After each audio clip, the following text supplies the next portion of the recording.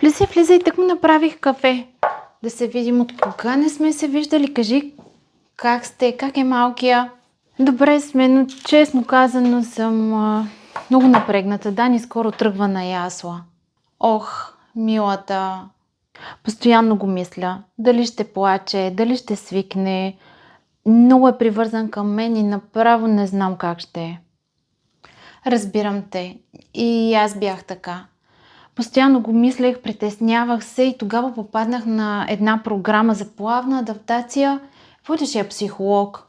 Не ми се занимава.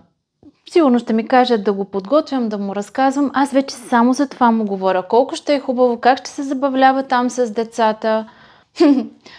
И аз така си мислех, но всъщност основната част беше за мен, не за детето. Как така за теб, нали? Детето тръгва на градина, не ние. Защото обясняваше как моето настроение влияе на детето и то усеща, ако се притесняваме, дори да му говорим само положително, то попива нашето напрежение. И даже разбрах, че ако говорим само хубави неща за предстоящото, това не винаги помага.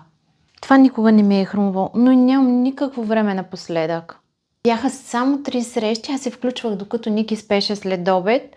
Ако не успявах, ги гледах после на запис. Интересно. А сега не се ли притесняваш? Притеснявам се, разбира се, но вече не съм толкова напрегната и тревожна, колкото бях. Разбрах какво всъщност ме тормозеше, а и вече го подготвям от няколко седмици. Еха, няколко седмици?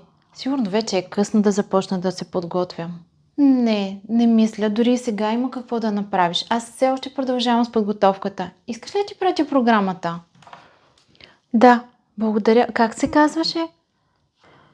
Плавна адаптация. Води я Невелина Йовчева. Даже ми се стори, че сега започва нова програма скоро.